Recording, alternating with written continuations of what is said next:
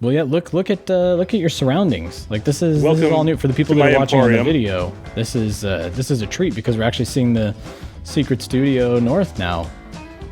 Wow. Yeah, part of it. One half of it. I won't turn the camera around because it's super messy. We don't have to. I told you to stop down because you were telling me, Gold, about your. I mean, you've been actually mentioning multiple times on the podcast that you're going to start paring stuff down. But yeah, what's the plan? Oh, well, I've always joked that somebody needs to write like the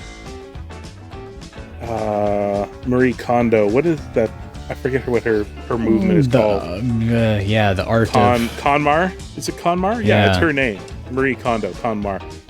So her whole thing is like only hold on to stuff that gives you joy, which I think is a little inspecific when it's stuff that you collect as a hobby related to a thing, because obviously all of it is pretty closely related to what brings you joy. Everything behind you has to bring you some sort of joy or you wouldn't have purchased it. Yeah. I think an opening chapter could extend that out into just not buying stuff in the first place.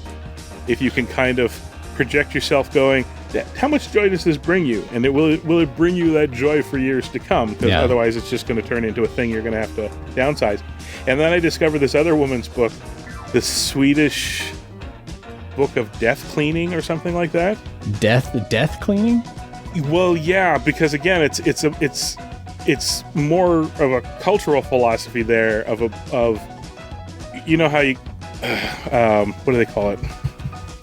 Like Nordic modern design, furniture, home design. Yeah. Everything is very, very economic, very stripped down, modular, all that sort of thing. And yeah. That all kind of apparently comes from this idea of if you keel over tomorrow, how much crap have you left for your family to deal with? And it's weirdly the flip side of if you get rid of all that, what's left is the stuff you just want to have around because it actually brings you joy or is useful to you or whatever. So I'm at that stage of I don't expect to die anytime soon, but it's like, man, if I go tomorrow, like I've just left my family with the question of what do we do with 30 boxes of Ghostbusters mini-mates? And that's just the mini-mates, like... The Chia Pet that hasn't been built is still in the box. Built. Like, what am I going to do with it? It's cute. I like, well, to be honest, all the Slimer stuff and the Stay Puft stuff's pretty much a stay. Yeah. Just because, like I said, organically I've just ended up with an Ecto shelves, Slimer shelves, and Stay Puft shelves. But now I just got all this other stuff that I got to figure out what I'm going to do with it. Yeah, I mean, that's it's kind of funny because you bring that up and we... it's no secret we're into what's usually our holiday. I was gonna say Halloween because my brain is fried. Our holiday hiatus, where we pre-program some stuff. We do some commentaries. You did your wonderful Ghostbusters Shopping Network episode last week, where you did the taste testing with Thomas, which was a lot of fun. I'll allow that the taste testing is wonderful. The shopping part was mostly me going, do we need to buy stuff this year? Really? Like, how much do we want to buy? Well, and you brought up ways to support, the Patreons of our fellow content creators and things like that, which are very, very valid at the moment. But I'm going to hold on one second here. This is bad podcasting. I had the window open. That's a faux pas and a half. I couldn't hear anything. But and inspiration struck me at like 2:00 in the morning. Actually, this morning, right before we recorded, because I was like, man, I just want to do something optimistic and positive, and I want to just geek out with you. Like we do so much of the news and the grind and all of that stuff. And I open with death cleaning. And you open with death cleaning. That's very 2020. That's on brand for what's going on right now. That's totally fine. That's very true. So I came up with this idea that I can't believe we haven't done it yet. We kind of did an offshoot of this where it was our favorite pieces in our collection and things like that. But we just haven't talked about our favorite things. And it was like the raindrops on roses, whiskers on kittens inspiration of like, let's just talk about things that are Ghostbusters related that make us happy. And I came up with 5 different topics for us to kind of go, and I'm sure everybody will have theirs that they can talk about in the comments or send us emails or voicemails, and maybe people will agree with us. Maybe people will be outraged because that seems to be the status quo now. They'll be like, how dare you say crossing over is better than 101? But and this is not a curated like a list that we're saying these are our official stamp, the Crossrip best ofs. It's just like things that make you and I happy, things that that are our favorites. Maybe it's an item that's behind you. Maybe it's an item that you had when you were younger and you no longer have. Things that spark joy. Thanks, Marie Kondo, for giving us that wonderful phrase. Yes. So there's no real news this week either. I mean, there's the incense, incense and a Stay Puft Ducky, because that's by Numbskull Designs, who did Numbskull the Ghostbusters. Is like they're announcing some of their stuff that's coming out next year at this point. Like it's not stuff that's going to be you can't purchase it now. It's all, things that will be in 2021 at some point. But and Eric Burnham mentioned an announcement tomorrow, which doesn't mean it's necessarily a Ghostbusters one, but there's always that chance. And I know Eric has been teasing, he's working on a bunch of stuff he can't talk about, but somebody flat out asked him, like, is one of them Ghostbusters? And he, I think, said, like, no, one of them's not Ghostbusters. But maybe that's a Burnham misdirect. I don't know. But so if there is news that ends up happening on Thursday, which is par for the course here on the Crossrip, we will bring it up next week. But for the time being, we're gonna talk about things that we love. We're gonna nerd out here. So thanks for joining us, and I hope that you nerd out alongside us. So let's start with we've got 5 topics of conversation here. And I have a feeling that, some of them we'll just go over really quickly, and some of them we'll probably spend half hour on. I have no idea. But number 5, and in no particular order, your favorite Ghostbusters toy. Not necessarily something that's in your collection, something that you love, something that sparks joy in your heart. What's your favorite Ghostbusters toy item, Chris Stewart? This thing doesn't go lower. It's not his microphone. It's not my microphone. I'm on record in whatever that was. It Empire Magazine. The collector. That was for the 20th or the 25th anniversary. I want to say 25th, I think. 25th? And if I recall correctly, it was a weird duck because it unceremoniously disappeared from the world. Like I think there's still a bit of behind the scenes of Sony going, we're doing a bunch of other stuff. This is too close to perhaps you should have asked us for permission to do it. It was sort of branded as the official souvenir magazine of the 25th anniversary or something to that effect. Yeah, something to that effect. And I'm in there with Alex Newburn and a bunch of other notables in the community there. That my fave is the Kenner Stay Puft. And that still hasn't changed. I still think that thing, honest to God, even the one they remade and reissued, which is like a harder plastic and all that, it's just a replica. Like that old rubbery, slightly squishy. And the sculpt is so damn adorable. The proportions are just perfect, and the sculpt. So I'm kind of on record for that, and I don't honestly know. It's like literally toys or collectibles or. Yeah, I mean, a toy or, it's like. I was thinking of all of the things that I had as a kid, which I could say are my favorites. I only had the first wave Egon and Peter for the longest time, and those were my favorites. I didn't have an Ecto, I didn't have a Fire Hall, I didn't have any of the accompanying things to go with them. And then it wasn't until the Fright Features figures came out that I got a Winston, because I got the one where he's in the yellow pads and the gray jumpsuit, and then I got the Ray with his Ecto goggles, and that's why I was finally able to complete the 4 guys. But I don't know that those are necessarily my favorites, because I was thinking my favorite would probably be the Hot Wheels Elite Ecto 1 and Ecto 1A, which may be one-upped now by the Eagle Moss kit once we finish building that. But because it was the only opportunity that I had to own an Ectomobile that looked accurate, or was as accurate as could be at the time.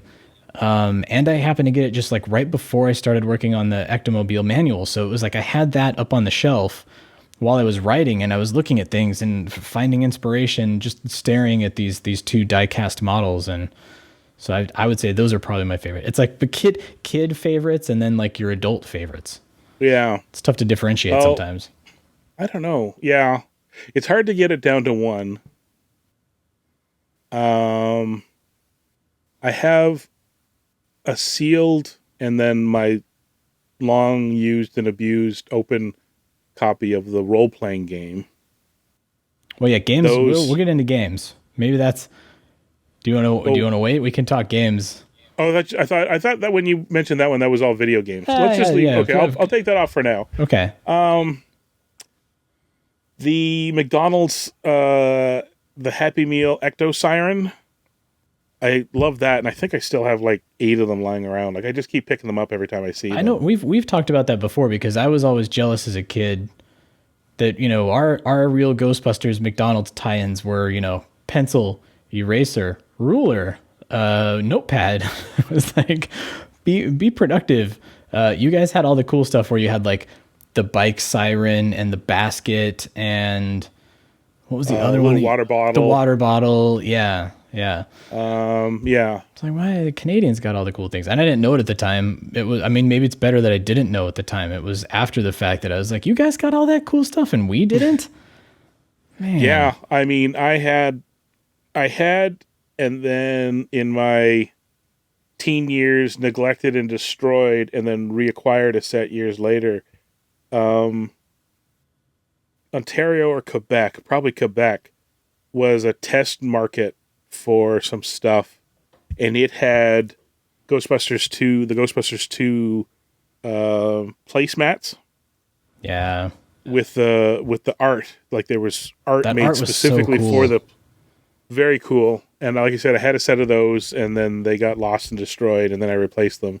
And those were not just Quebec. I think later on the reason I was able to get some was a couple of places in the States had them as well. It was just for some reason it wasn't widely distributed, but I mean, do they even still do the placemats at the fast food joints now? Like, I feel like sometimes you go in and they have the placemats, but most of the time it's just like the laminate that's over the tray, and sometimes they don't even have trays anymore. They just hand you the bag or whatever. I don't even know if these placemats were well suited for the trays at the time. Frankly, it was just, and that might be why they only did it some places. Like it may have been one of those ideas that a junior executive ran with until somebody pointed out you can't put that in a Happy Meal box, right? Like they don't fit on the tray. Yeah, they don't fit on the tray, and they don't go in a Happy Meal box. So they just they did a minimum run and scattered them around. Yeah. Since then, you haven't seen much of anything that doesn't. Up here, I don't know if McDonald's down in the States has it, but up here they have. Books, reprints of kids' books. Oh, in the actual. Now COVID is a totally different. Like I haven't seen anything. Yeah, but you can ask for it as a substitute to the toy. Really? So at any given time, and they've had some good ones. They had. That's cool. Cowboy Ninja Bear. Actual good real books, not just public domain things. Not just public domain stuff. They actually licensed what's his name, Scaredy Squirrel and stuff like that. They had some real classics. Anyways, those things don't fit in the box either. So that's the closest they get to. They will hand you a thing separate from. Yeah. Everything else is a toy that they want to be able to jam into the... That's fun. But this is America. We don't have books in our Happy Meals anymore. We tried that in the 80s. We had the little critters and the Bernstein Bears and things like that. And Wendy's was like, no, we're never doing that again. What other things? I still really love my the Ghostbusters mug. The Corningware mug from the first movie. Anything to do with the first movie actually usually brings me a lot of joy because they made so little stuff for the first movie that it's kind of cool to get original stuff for that. I don't know. You ask an interesting question at an interesting time because, I'm at this point where I'm just kind of looking to strip things down a bit. So, I don't know. And it seems like such a nostalgic thing too, with Kenner / Hasbro reissuing the Ghost Popper, and obviously it sparks this nostalgic tone in everybody's souls where they go, oh, I had that. That was the coolest toy because it was one of the only Nerf guns that I had. And my parents didn't allow me to have Nerf guns because no guns in the house, but they allowed me to have that because it was a Ghostbusters proton thrower. So I finally had darts that I could shoot at people and things and places. And yeah, so, you know, that may be not necessarily a favorite, but it's something that sparks a great memory. And then once the reissue comes down, you go, wow, I remember everything about that, and I will buy that because it was one of my favorite things. But we've talked about this before too. I have very little nostalgic love for real Ghostbusters stuff. Yeah. And we'll probably actually get into that more into one of your other questions. I was going to say, I think we'll probably get there too with the favorite show or film. But, well, all right, well, let's... Yeah, I mean, it seems like that, especially the toy, that's such a broad, because there were so many different types of toys and things like that. Like that's one that I feel like we can't put our finger on a definitive answer for, because there's probably at least a few there. But let's go to number 4, because I have a feeling that we'll have some differing opinions on this. Okay. Favorite Ghostbusters video or board game, which I would also say could extend to the role-playing game too.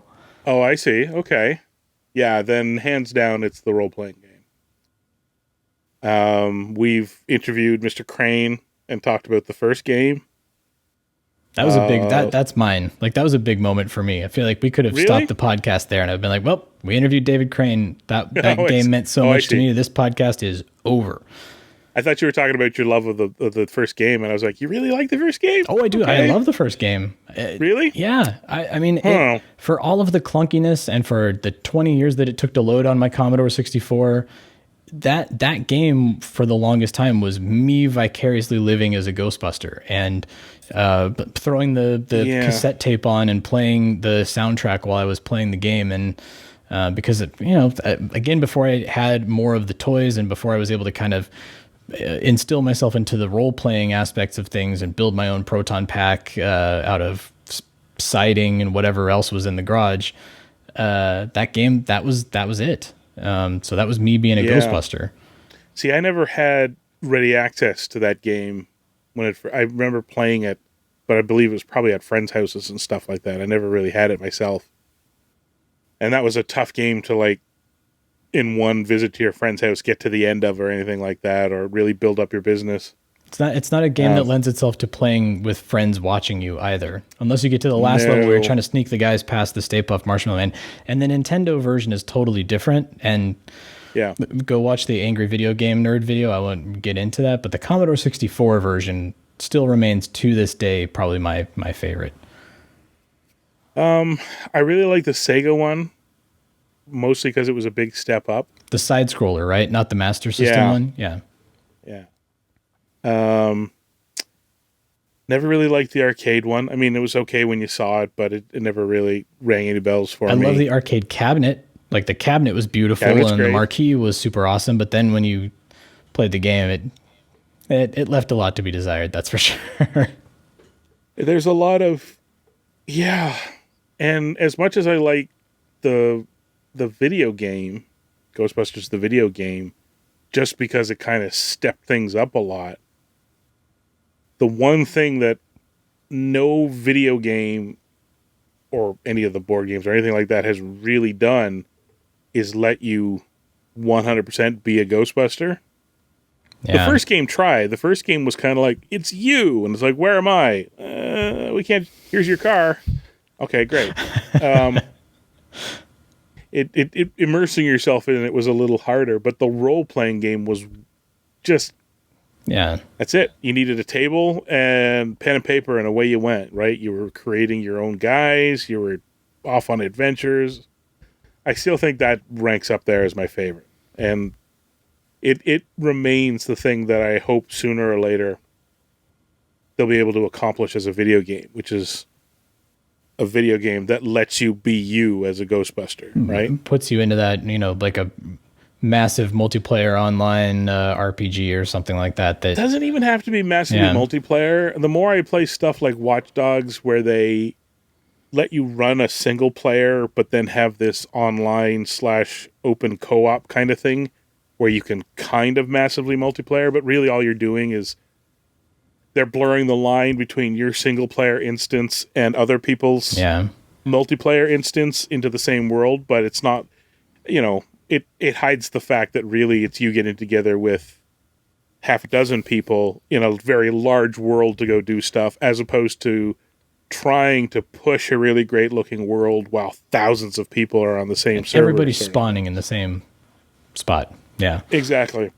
So I think sooner or later that's what it'll come down to. It doesn't have to be massively multiplayer. That's the other thing too. It's one thing to have a massively multiplayer world where everybody's running around as monster fighters and all that, like fantasy people off on fantasy quests. It's a little weird to have like 100 people. I'm the Ghostbuster of this city. No, I'm the Ghostbuster of this city. You stick to your buildings. Like, I don't know. It really kind of almost has to be down to the city instance has a team, and at best you invite in friends from other teams to come build your run around with clan you sort of or your go on raid parties or something. I mean, I feel like that's what the Ghostbusters video game, at least in the multiplayer, did really well, was pitting you with 3 other people so that you could go and destroy all the relics, or versus to try to get as many ghosts and be the top capture person or something like that. But again, still suffered from the weakness of you were playing the Ghostbusters, right? And maybe the rookie and maybe the ghoul, whatever the couple of unlocks they had. You weren't really you, sort of thing. I think that's what the world. So something like Watch Dogs, where even they kind of lock it up, like the characters, like physicality of the characters is very kind of limited, but at least dressing them up is super way over the top. So I kind of hope that we'll get to the point where people can do what they're already doing in the real world, which is, this is how my uniform looks, this is what I run, and everybody's just distinct from everybody else. Whoever does it puts a little bell and whistle in there to, if you're talking voice over IP, doesn't have to like vowel match, but at least the mouth of the character kind of moves when you're talking over your mic and all this. Like just have it so that. But anyways, until we get there, and put it in a VR space. That while we're at it, like put it into the Oculus or a VR space so that it can be something that's completely and totally immersive. Why not? Well, then that just kind of limits the number of users, sort of thing. I guess that's true. Yeah, that's an expensive system on top of an expensive system to go do the one thing. Until that shakes out and becomes cheap, I think the most I'll happily hope for is something that runs on the current generation of consoles that we can all share together, sort of thing. So maybe your favorite video game hasn't been made, but your favorite board/role-playing game has. Yeah, the role-playing game's pretty good. I think the role-playing game is one and done. Yeah. In so much as house rules can tweak some stuff here and there. But it's just, I think it's pretty darn perfect.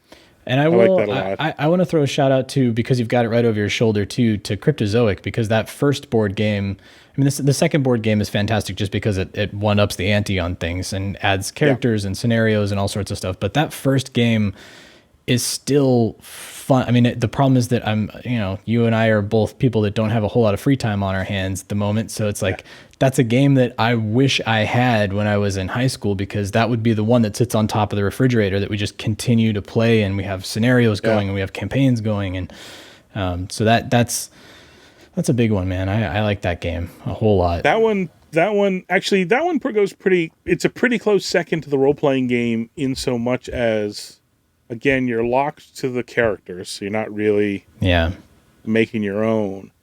But if you're not the kind of person or have the circle of friends that can handle a kind of a free-form role-playing game type thing, this is the game system for you that's next best, because you're running on adventures, but the game has scenarios laid out, sort of thing, right? You can campaign through without needing a good Ghostmaster who's good at incorporating the campaign books and their materials, and being able to steer off the book sometimes if you guys go a little crazy or whatever. And play the game solo too. That's another part of, especially the Cryptozoic one. It's like you can play it on your own if you want to.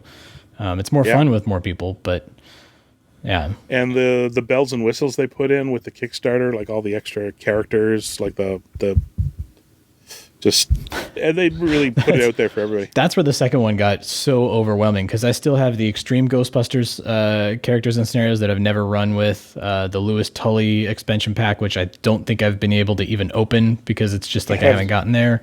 I have it back there somewhere as well, yeah. They did actually, I guess it came with the Extreme Ghostbusters, but the Roy Lance guide that had all of the cards, the scenario cards in it. But yeah, those types of games are a whole lot of fun. Well, let's keep things moving. Let's go on to number 3. Our favorite Ghostbusters comic or comic series.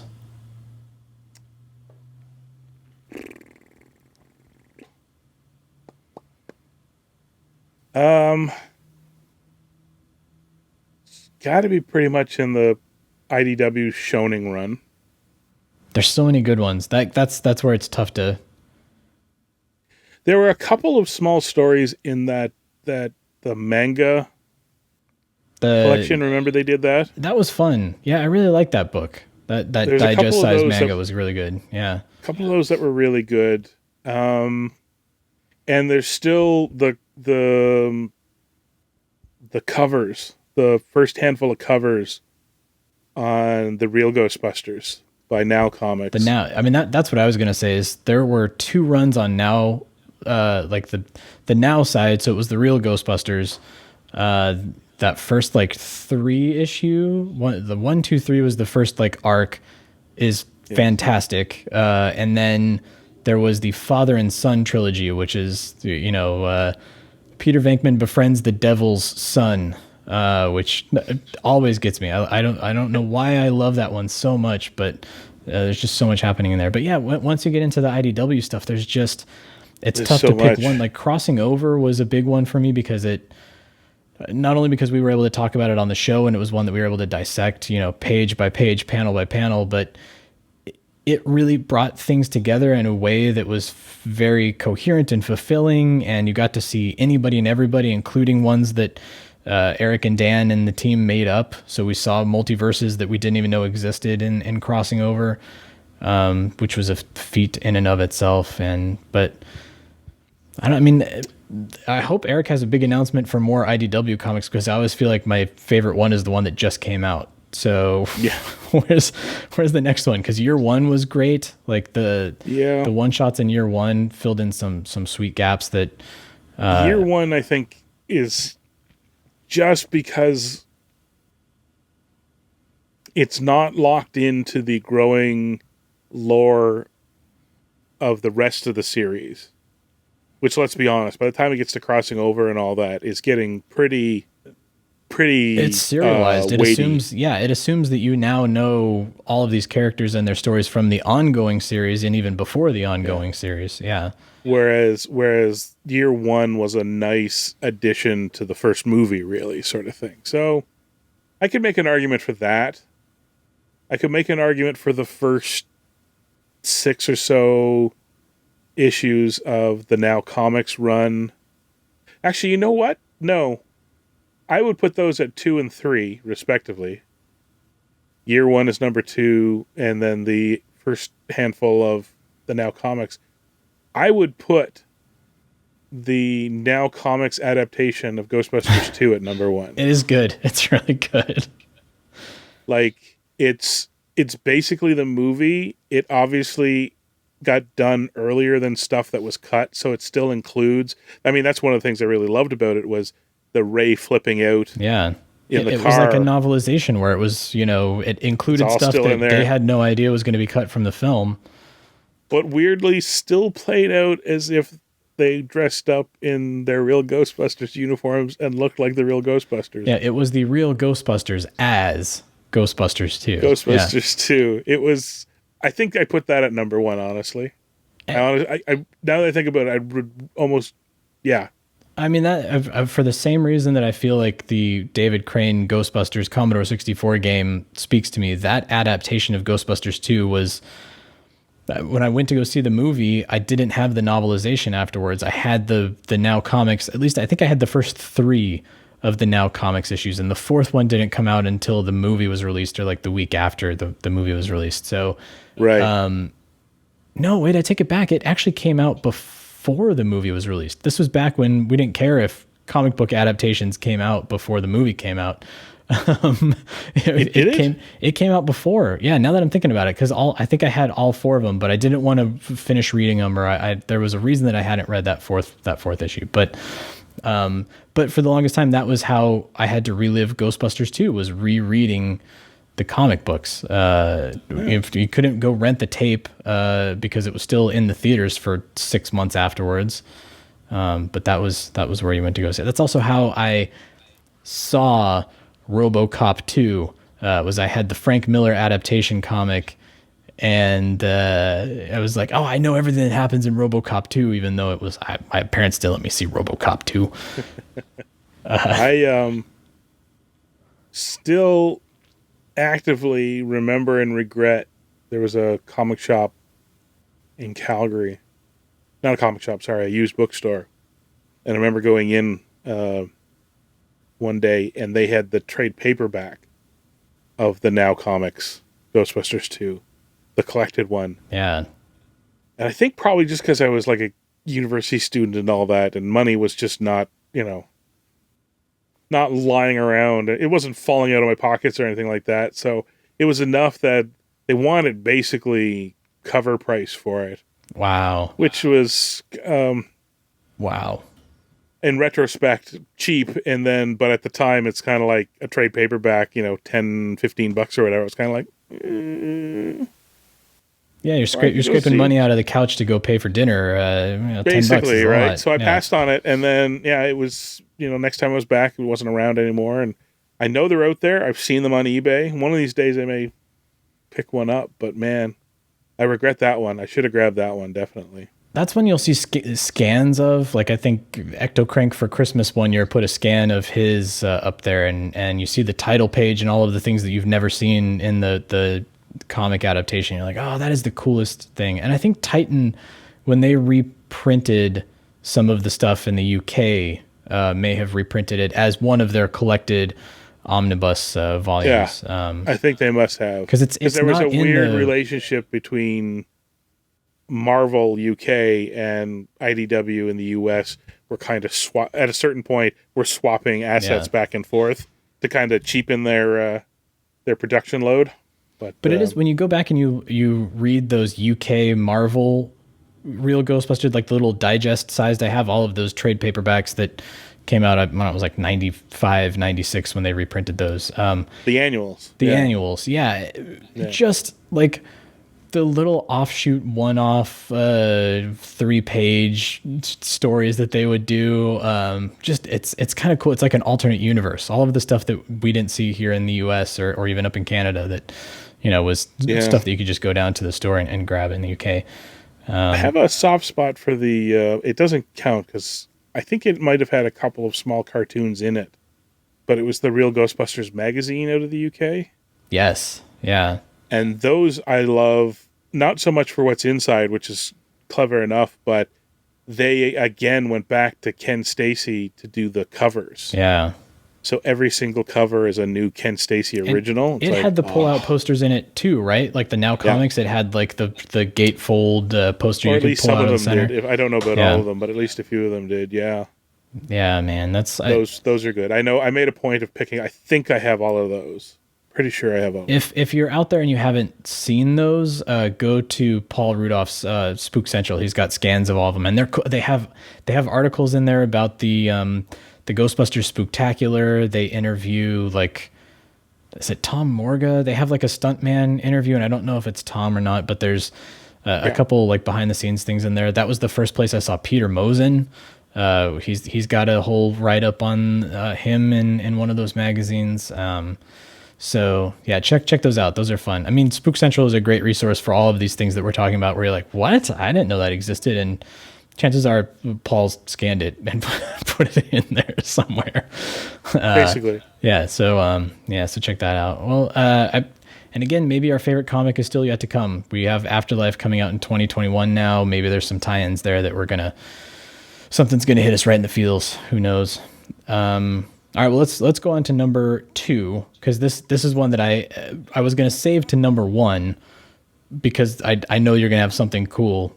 The man who has the Japanese ashtray and coffee mug, but your favorite odd tie-in or just completely random Ghostbusters item, something that just had the label slapped on it. And you're like, oh, all right, Ghostbusters Slimer bubble bath or something to that effect. What's your favorite odd tie-in piece? Man, odd tie-in piece. Well, now you got me. Well, there was that Hot Wheels set from a year or two ago where they took their old classic, like their regular cars, like the panel van and all that. Every year they do the same thing where it's the Incredible Hulk panel van. It's like, wasn't that the Black Panther panel van last year? The they did that for panel van that's up on monster truck tires. Like, okay, sure. Yeah, Chewbacca and Boba Fett. They got like their own modeled cars. Ghostbusters is Slimer slapped onto a milk truck. But let me think here. Yeah, there is some. Okay, here. Let's do this. Let's try something. Oh, here we go. The point in case we now have the collection behind you that we can go on a. Just go to it. So I'll describe things as we see things, or if you want to describe things for the people that are on the audio feed. Whoa, what is? Oh, those are the slime balls. Extreme Ghostbusters. For everybody that's listening to the audio version, that requires some explanation. It's like the little slime balls, the stress balls there that... I do really love that a gas station tied themselves into Ghostbusters 2. Those Ghostbusters 2 glasses, I only have one, and regrettably it is not with me right now. It's at my parents' house. I feel really happy because I have the set and one of the little... Oh, the little like pack-in insert that... Like the cell card that came with it. Oh, that's cool. The glow-in-the-dark glasses. That's really random. I mean, it was the late 80s, early 90s, like glow-in-the-dark and hypercolors and the canned ghost. I mean, how can you go wrong with the canned ghost as the weirdest, strangest tie-in item? I guess. I'm looking ahead while I'm kind of holding it right there. Let me see here. And that's the Japanese coffee mug right behind it there, right? Behind the canned ghost. There, yeah.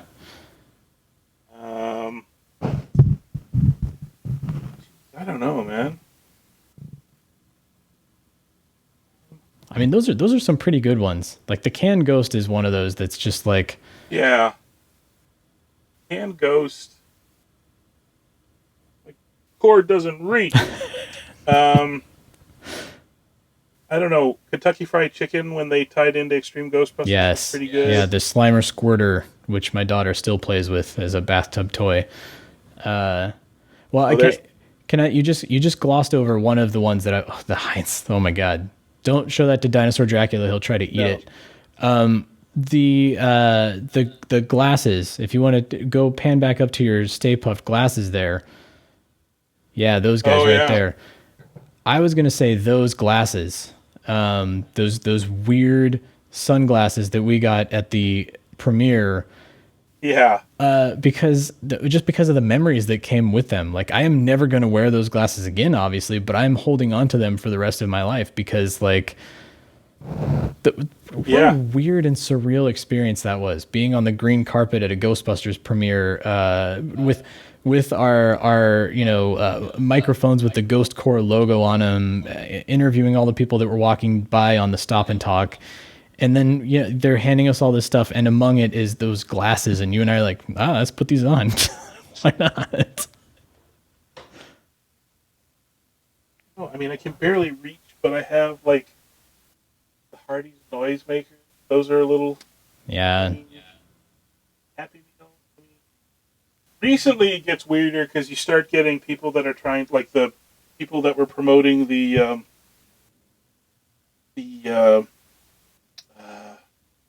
casino. That's right. Casino stuff. So they had things like what's this? Ghostbusters 4D. That's one of the casino games. Just all their little like tchotchke things that like they sent keychains to us too. That like the tchotchke stuff is a little, but that's again not random for the sake of the movie. It's just random for the sake of they're putting out after the movie. Gosh, I don't know. Let me see here. There was something I was looking. Oh, it's down here. I don't know if I've ever shown it off. I've talked about it before. I know that. But I have the sleeping bag, but I also have this little guy. What is that? A pencil pouch? What is that?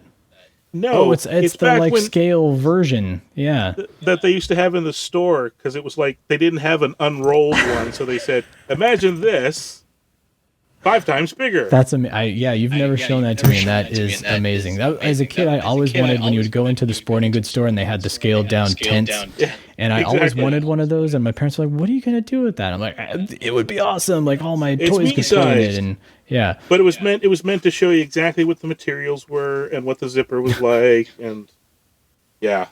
I love that one. That awesome. Was random, but again, it's not even random for promoting the stuff. It's just random because they were trying to sell it. Yeah, you're walking through the aisle of Toys R Us and you can't see what the sleeping bag looks like completely unfurled. There you go. Yeah, that's awesome. All right, I knew. Good idea doing the video us for this one. I feel bad for everybody who's listening to the tried and true audio version of this because they didn't see that. But so go check out the YouTube channel where you can see all of the items behind Chris that he was just describing, including that sleeping bag, which is the coolest thing I've ever seen. Chime in on the Twitters and all that when you listen to the audio one and complain that you couldn't see it, and I'll post some pictures. There you go. That's usually how we respond when it's like you said you would post a link and you didn't. It's like, I just forgot. I'm so sorry. Here we go.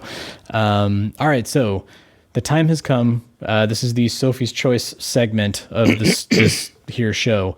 And just remember that this is supposed to be fun, and we're not going to get into it too hard as to why we like certain things. We don't have to fight each other on this.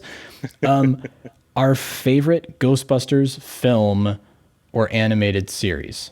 So this is where, again, we're not picking like this is the best one. This is the one that everybody should put the headline that says like Crossrip says that this is the best movie. It's the one that is the most meaningful and our favorites to each of us. So do you want to start? It feels like one of those things where it's like, what's the greatest movie of all time? We all agree, of course, that Citizen Kane is the greatest movie of all time. But what's the greatest movie of all time? Because I don't want to discount the first movie. Without it, nothing else exists. Yeah. Yeah. It is the fount from which all things spring. But I don't know. I have a soft spot. Like in Real Ghostbusters was a weird kind of thing. It continued things, but I wasn't the right age. I was a little too old for that stuff. So what actually kind of, in Ghostbusters 2, how old was I then? So I was like a high-end teenager at that point, like 16 or 17 at the time. I remember going to see it, but I also remember recognizing then that as much fun as it was and as cool as it was to see the guys at it again, I was watching a template retelling of the first one, right? Everything got set back to 1. They got to start their business up again, all this sort of thing. Yeah, and I'm like, sequel syndrome. Okay. Yeah. But I'll tell you right now, Extreme Ghostbusters was what I remember. It came out the year I moved away from the hometown to go to the coast, to go live on my own, work on my own. I was sharing an apartment with a buddy. I remember it. I would get up every morning, like crack a 6 or whatever it was playing at, to press record on the tape machine. I was going to say, did you, because I wanted to hit record on that tape because I had to go to school. So I'd hit record and then run out the door to catch the bus. Yeah. And they were not time scaling it for across Canada. So Toronto was getting it at like 9 a.m, but we were getting it at like 6. It's like, that's how Colorado was too. Yeah. And then I'd come home and I'd rewind it and watch it and then stop at the end and the tape would be ready for the next morning or whatever. And as much as I can't even say the characters are too wildly wacky or anything like that. Like Extreme Ghostbusters, the only place like it is a very grounded cartoon, if that makes any sense. Yeah. It brings back Egon. It ties up a lot of loose ends about the first cartoon. Like, the first cartoon was, you went from the very grounded horror light of Straczynski all the way over to, like, the Honeymooners ghost family, and you're like, what are the rules of the ghost world exactly? I mean, whereas this one you had Lovecraft and all sorts of, like... Well, I mean, the first one had a little bit of Lovecraft too, but that's true. Extreme Ghostbusters dialed it into either nonsense creatures, which were basically like, you know, they're extra-dimensional creatures that just weren't super sentient or verbal or whatever, and they kind of codified what they were running into all the time. There wasn't a lot of wacky ghosts. I mean, the wackiest it got might have been like the leprechaun, and even he was wacky because he was a leprechaun, right? There was killjoys, but it was all clowns that ended up becoming murderous, you know, even worse than Killer Clowns from Outer Space. Yeah, I mean, you had the Boogeyman was back. Like, they brought back the stuff that felt like it still could be grounded in their rules. The Boogeyman, and expanded upon. The Boogeyman, they expanded upon the idea of the Boogeyman. Or not the Boogeyman. Sandman. No. Sandman! Sorry. I realized as soon as like, here comes. Yeah, exactly. What's going on? Have I missed anything? Yeah, I mean, is it a happy year? Is everybody doing okay? I don't think it struck me how mature, maybe that's the right word for it, Extreme Ghostbusters was, until I tried to watch it with my daughter, and I was like, oh wait, this is not appropriate for you. Like, even some of the real Ghostbusters episodes where it gets a little too spooky. The ones where like the skeleton ghosts haunting the Eiffel Tower. That's in the original real Ghostbusters. That's pretty dark. Like, that is children horror light. Like, that is one step. That's two jokes away from being a properly lighthearted R.L. Stine. Yeah. And not only that, you know they're aware of it because in Extreme Ghostbusters, they took R.L. Stine and slapped it together with Hellraiser. Like, they knew exactly what they were doing in Extreme Ghostbusters. They knew that they were a little... But that's kind of where that stuff was. It was... it wasn't really aimed at little kids. Yeah. It was aimed a little higher. Real Ghostbusters was kind of... didn't know where it was aiming necessarily. Like, it was kind of broad in terms of the age of children it was firing at. And only later on, actually it kind of failed. Later on, Real Ghostbusters should have maybe hardened up for older kids, because Slimer and the Real Ghostbusters would have catered to the younger kids. But instead, Slimer and the Real Ghostbusters, and then Janine got fluffier, and they brought Lewis in. It's like... Well, it was a result of that marketing, not marketing company, but the children's research company that came in and started giving notes like Janine can't have pointy glasses because pointy glasses scare kids. But Extreme Ghostbusters, I mean, early on, they have... for example... Extreme Ghostbusters leaps off, like the Extreme Ghostbusters team forms around the fact that Kaylee misses her dead grandmother and wants to use Egon's technology to bring her back, and stumbles into, for all intents and purposes, like a demon witch. It's like, okay, this is... who possesses her? Like, it's just... you know... not for kids. And within 2 or 3 episodes, it's like, oh, wow, anti-Semitic bullies that are nearly killed by the giant golem. It's like, this is not for kids. I mean, and that was where it's... because we started watching that first Darkness at Noon episode, with my 3-year-old, and it was just like... Yeah, you're right. Kylie is trying to summon her dead grandmother, and the questions that are like, "Where's her grandma?" I'm like, "We're not ready for this yet." Yeah, you're gonna have to leave 3 or 4 years on that one at least. So do you think, does Extreme Ghostbusters rank up there? I mean, the argument always is, I love Empire Strikes Back, but Empire Strikes Back is nothing if the original Star Wars doesn't exist. Yeah, okay, so we can acknowledge that Ghostbusters, the original 1984 film, is a wonderful piece that has spawned all of this. Is Extreme Ghostbusters your next in line? If somebody said, if everybody lined them up and said, pick one, and that's all you get for the rest of the time, I dump everything and I keep Ghostbusters 1. That's fine. Yeah. But in a world where they're like, where's your head at and what do you like enjoy watching more? It's like, I kind of dig Extreme Ghostbusters.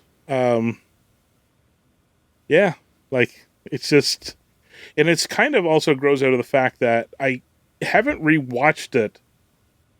Early on, I didn't rewatch it a heck of a lot, even though I had it taped and all that. And still to this day, it's not exactly the hardest or the easiest thing to find. It was only like 2 years ago or so that here in Canada, CTV, their website has their throwback free to stream shows. So old television shows that they licensed and still hold the license to, you can stream and watch them. And one of them is Extreme Ghostbusters. Yeah. By the way, I think one of the reasons we'll never see that on some sort of home video edition is that thing was made with that thing was made with 480p and tube televisions in mind. Like it's a very blocky lined 720p maybe. I mean, and the animation is that kind of grunge 90s style, you know, the Klasky Chuspo, Rugrats. I mean, not that grungy, but it was that was the style at that point in time. So it's like the dirty lines, the kind of. I like the style. The style is really good, manic, and it's actually what's good about it is that it seems to mesh well with a lot of other things. Because Sony kind of had the Men in Black series, which was by the same animation house and designers and all that, and they fit really well together. And I also feel like that came at a point in time where you and I had just started communicating. Like that was kind of my first foray into a fan community outside of me and like two friends who I knew kind of tolerated Ghostbusters and knew that I was just a Ghostbusters weirdo.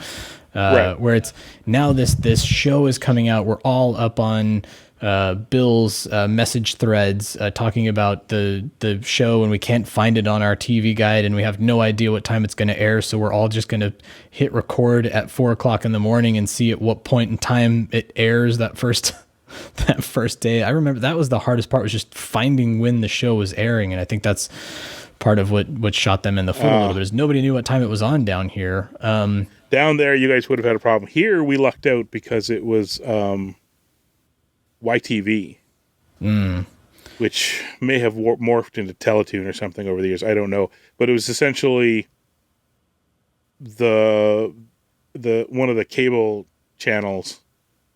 The cable kid channels had it, and they were running it as their morning thing regularly. So it was, and they promoted it that way, and they always had the peppy teen hosts and the stupid puppet. So was it the BKN? Because that's what it was here. It was the Bobot Kids Network, and it was just a string of 4 shows that were all done by the same Bobot, production studio. No, I don't remember any of the other ones. And Men in Black was one of those. Yeah. Yeah, we didn't have any of that. We didn't have any of those, and our bumpers were not the UPN ones, but our own homegrown ones. So see, that's what ended up happening down here, and I recall it vividly. Is the BKN launched, and we thought that Extreme Ghostbusters was going to be the first show that was on it.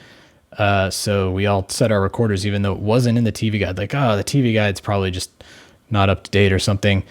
And I same thing, hit record on that thing, ran to school, came back, rewound the tape because I didn't want to risk setting a timer. I just wanted to just run all day until it ran out, and fast forwarded through it, and there was no Ghostbusters. I'm like, come on. And we all went on Bill's thread, and we were like, I didn't get it. Did you get it? No, I didn't get it. Yeah. It was just so... Kids, this is what happened. Ask your parents when you had to wait for something to air over broadcast television and you didn't have access to it at your fingertips. We know, old man. You had to get a TiVo box, and it's like, no, pre-TiVo. No. Pre-TiVo. So yeah, I mean, Extreme Ghostbusters, it holds a pretty solid place in my heart just because of that. Like, it was the first experience that I had with the fan community as a larger group. I mean, it's obviously much larger now in terms of who we get to talk to and of what scope. Point in case, us recording a video audio podcast that will be airing on Monday that would have been completely impossible in 1997. Yeah, that's interesting. Like, it's funny, you dismissed Ghostbusters 2 so quickly, and I was kind of going like, oh, but Ghostbusters 2 was my first Ghostbusters on the big screen, and that I have vivid memories fine. of. But but remember, my first Ghostbusters on the big screen was the first one. It's just the way it shakes out, right? Yeah. And for me, if I had been a kid like you, I probably would have been in the same boat as you. If I was the same age and went and saw Ghostbusters 2 and I never got to see Ghostbusters 1 in the theaters, yeah, I probably would have. But for me, it was me. And remember, around that time, like, it's like I'm comparing it against things like to sequels like Back to the Future and all that sort of thing, right? Like, it's just. So I'm watching this one going, it was like, yeah, it's pretty cool. You guys didn't but even try, did you? You just wanted to. Well, not even that. Like, I didn't analyze it. I didn't blame anybody for anything. I didn't hate it. It's just I did recognize it was more of the same, which, fair enough, was kind of the minimum of what I wanted, right? But no, it didn't really elevate things a heck of a lot. It didn't try anything new. It was just the same stuff. Just was, yeah. Again, but so I mean, yeah, it's. I firmly will say Ghostbusters 2. Again, same argument. Ghostbusters, the original 84 film, wonderful. That would be my desert island pick if I had to get stranded with one film.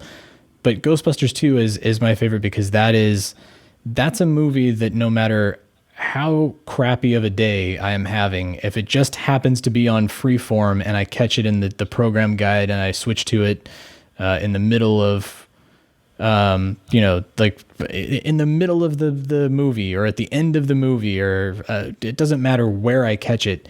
It just makes me happy. Like Ghostbusters 2 is one of those movies that it's like comfort food. It's like that familiar album that you turn on, while you're getting ready for bed or something to help you kind of chill out and relax. And especially now, like the last 7-8 months of just a relentless barrage of bad news and having to deal with the outside world and financial stuff and family stuff. And like, just with everything closing in, turning on Ghostbusters 2 and seeing everybody singing at the end of the film, it makes me happy. And I feel like that.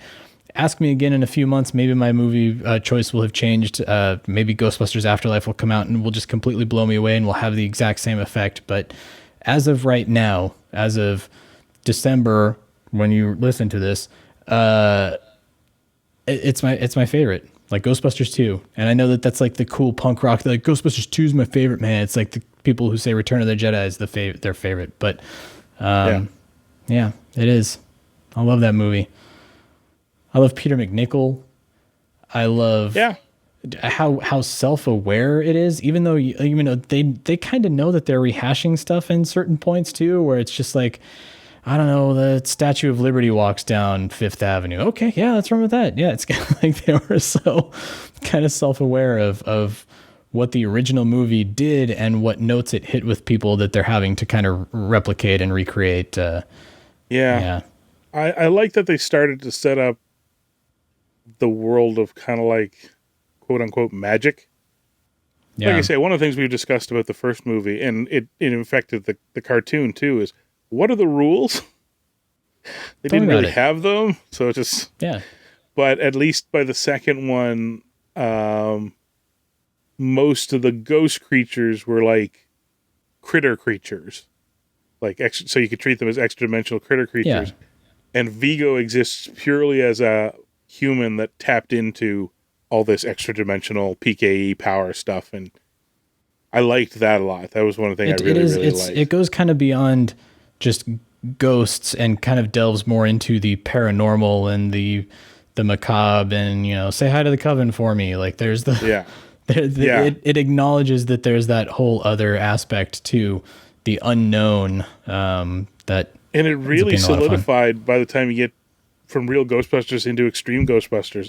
It solidified over a lot of that. Like Extreme Ghostbusters was just completely 100% on board with the idea that there were relics and runes and books that contained power that you could tap into and do stuff with. Whereas real Ghostbusters was a little spotty.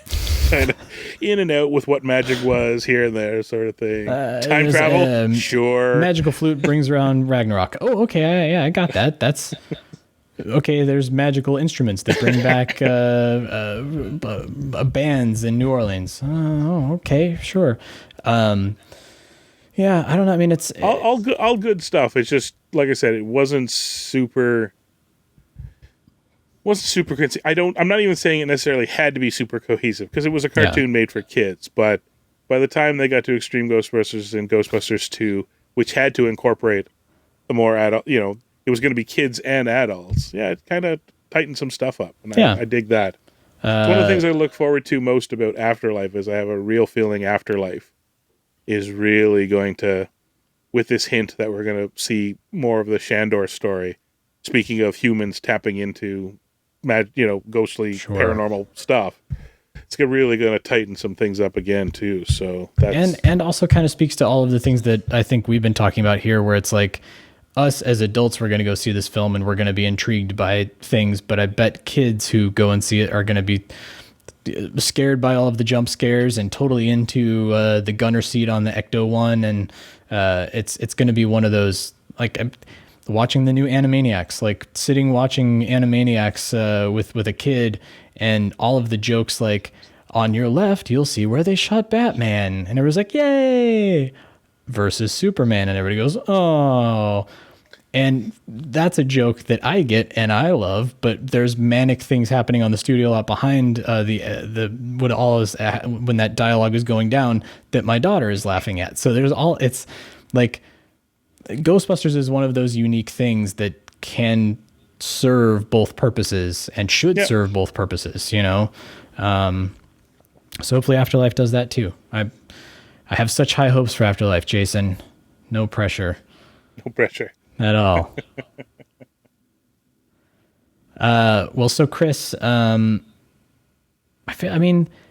this was fun. Did we miss anything? Like, is there anything that you want to talk about that just brings you joy in Ghostbusters that feels like you need to get it off your chest before we end this episode?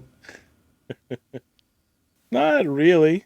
I honestly hope I find time to sit down again. I'm a little nervous because I'm not 100% sure I'm going to be able to plug Lego Dimensions into I still have the 360 around, worst comes to worst, but and it's not reliant on a server, right? Because I know that all of Disney Infinity shut down, and it's just that they stopped selling you the stuff to tap into and all that. So, things I want to get off my chest. Nah. Well, can I give an honorable mention that I realized the error in my ways here of not finding a place for us to work in is sure. And I think it's fresh on my mind because everybody's doing their year-end Spotify wrap-ups that shows, that you've listened to. It told me that I've listened to the Thompson Twins' In the Name of Love way too many times for a human being. Is the music. Like, the soundtracks are, again, kind of speaking to what Ghostbusters 2 is to me, that I can turn it on and feel happy at any moment. Like, the soundtracks are something that I can pop on in the car, and it's like a meditation at this point. Like, I know them. I know all the intricacies. I know the ins and outs and every word and every note and every beat of those first two soundtracks, that I can just turn those on, and they're like comfort food, comfort music. And so I was like, oh man, I should have put another I should have done a number 6 where it was like favorite song on the soundtrack or favorite soundtrack, because I feel like that. And even Ghostbusters Answer the Call to a certain extent, particularly the score, like the Theodore Shapiro score, has really latched itself onto that same sort of thing. So that's another thing I have high hopes on for Afterlife is give me 2 of those albums. Give me the soundtrack album and the score album, because I need to add something to my playlist rotation. Yeah. Yeah. Well, hey, there you go. Same thing. I wish I had a turntable. I have all the vinyl versions of the albums and I have nothing to play them on. Well, yeah. This is still in the cellar wrap too, it looks like. Not even opened. That's a vinyl collector. Yeah, this is the reissue they did for Record Day. Oh, nice. With the green wax one, right? Or is Maybe. the glow in the dark one? Oh no, this is Newberry Comics exclusive. So half white, half red. Oh, that's cool. That was the one that looked limited like to 1,000 popsicle or something. Yeah.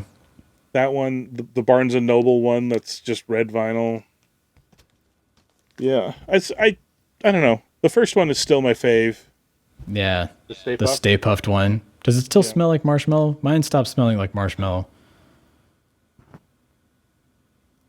Smells like dust. Mine's still in the cellophane. It just smells like my closet. So if I opened it up, it might still retain a bit. But, all right, well, yeah, I don't know about the music. I mean, the Answer the Call soundtrack, that G-Eazy song, I really like. I like playing that a lot. Never Saw It Coming.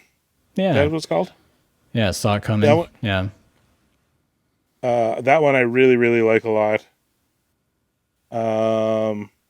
It's tough because that album I listened to pretty, on a regular rotation in 2016, and now it's gotten to be like there's a few songs on there that are like my Air Supply I Can Wait Forever skips. I'm like, oh, that, okay, yeah, yep. A lot of soundtracks are like that, though, right? You listen to it too much, you figure out your faves versus your... Yeah, but, and even on the original two soundtrack albums, there's the Air Supply song where it's like, if I'm not in the mood to listen to I Can Wait Forever, it gets skipped immediately.